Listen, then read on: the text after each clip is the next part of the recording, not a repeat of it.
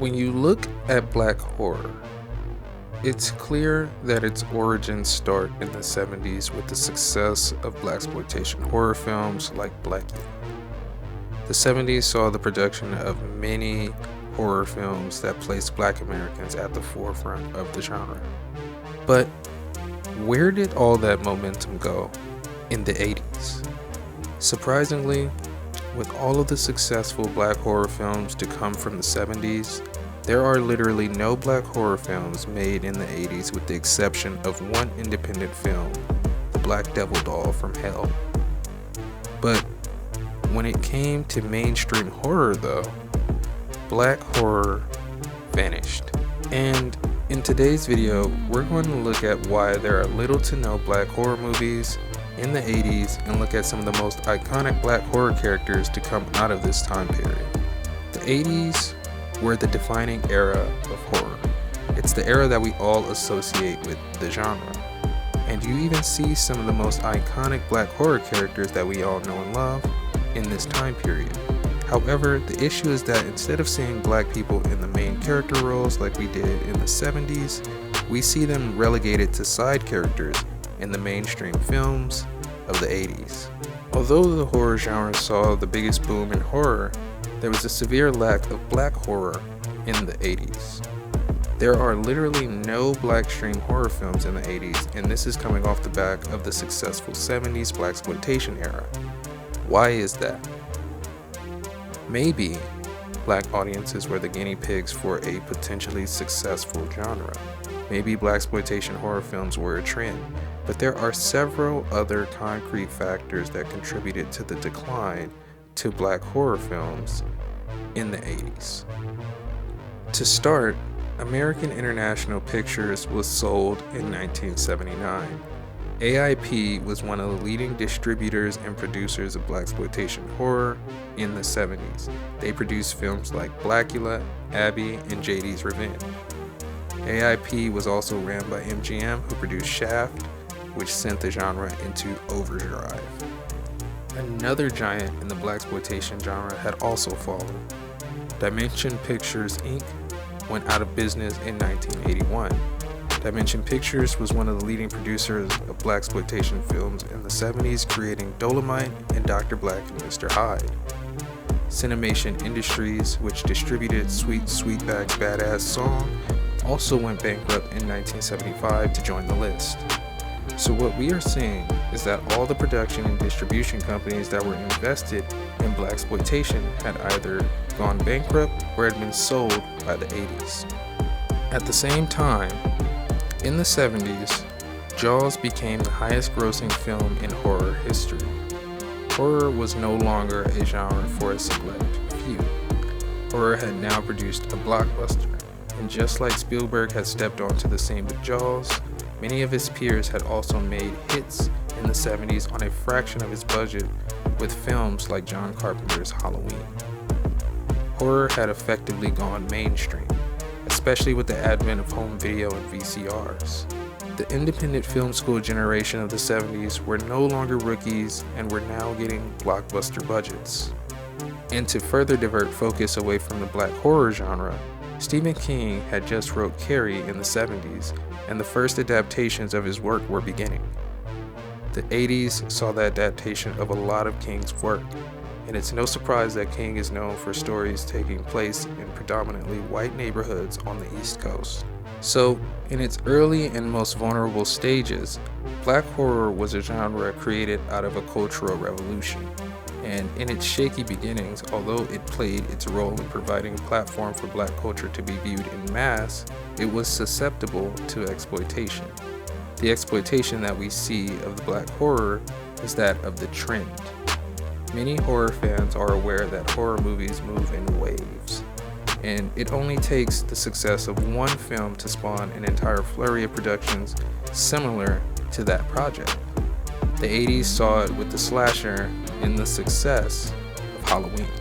However, the problem lies in the fact that the blaxploitation fad was generated based off of an entire culture, a culture that would be long-lasting even after the Hollywood trend was over. So, where Hollywood saw a quick buck, Black people saw a cinema that looked like them. But that was never Hollywood's intention. Hollywood has always been the industry to ride the wave.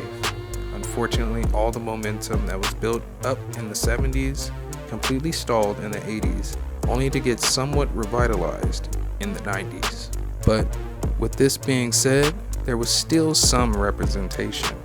Although we see a decline in main character roles, there was still a slew of black characters. Here is a list of some of the top black horror movie characters of the 80s. Number 10, Ali from Friday the 13th Part 3. Ali is a member of the biker gang in Friday the 13th Part 3. He is also one of the 3 secondary antagonists in the film. Although he is killed off, he provides enough time for the main character to get away, dying a heroic death. Number 9, Demon. The brother of Reggie the Reckless, he carries the same vibe of Spider from Return of the Living Dead. Unfortunately, he suffers the same fate and is killed off in the 5th Friday the 13th, only to be forgotten in films later on. Number 8, Sissy Baker, the only black counselor at the reopening of Camp Crystal Lake in Friday the 13th Part 6, Jason Lives. Sissy is a normal teen, which makes her character so likable. Her death in Part 6 is one that sparks pure anger at the series, as she definitely could have been a survivor. It's also actually believed that Sissy Baker is the inspiration for the character Vanessa in the Friday the 13th video game. Number 7, Julius Gaul. Julius went out on his own sword. He tried to fight Jason in hand-to-hand combat, and although unsuccessful, he was always to be that character that tried to throw hands with Jason, and is a painful reminder of why you don't do that. Number 6, Dick Halloran, the possessor of the Shine. Unfortunately, Dick Halloran is the poster boy for the magical Negro stereotype. Although he had such a cool gift, it wasn't of much use when it came to saving him from being axed to death. Number 5, Shayla Kopecki. A bookworm in the Nightmare on Elm Street franchise, Shayla broke stereotypes with her phrase, mind over matter. For the most part, Shayla minded her own business, and her family wasn't even a part of Elm Street until they moved there.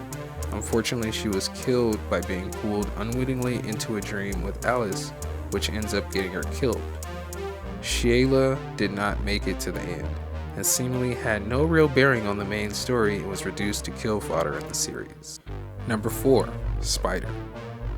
A punk rocker breaking stereotypes. He is the first to take it to the zombies of Return of the Living Dead, and is a forceful and free character that does what he wants. He makes it to the end of the film as one of the main tritagonists of the film, only to be taken out by a nuke. Number 3, Roland Kincaid. The comedic relief of the tritagonist group that took on Freddy in Nightmare on Elm Street 3. He was able to survive the 3rd film, but was the first to go in the 4th. Was one of the 3 characters to defeat Freddy and move on to another sequel, and gets props for dropping a whole car on Freddy. Although he starts off the film as a main character, he ends up as kill fodder later on in the series. Number 2, Reggie. A trickster nicknamed the Reckless. Reggie reminds me of a Friday the 13th version of Foo from People Under the Stairs. Reggie is one of the tritagonists of the 5th film of the series and manages to make it out alive. Reggie is the only black kid at Camp Crystal Lake at the time and is actually supported with supportive and positive male role models. Number 1, Childs. The chief mechanic of Outpost 31. Childs survives to the end of the film. His skepticism keeps him along the lines of the few side characters to challenge the main character. Childs wasn't a sidekick, but he was his own character, although not the main character.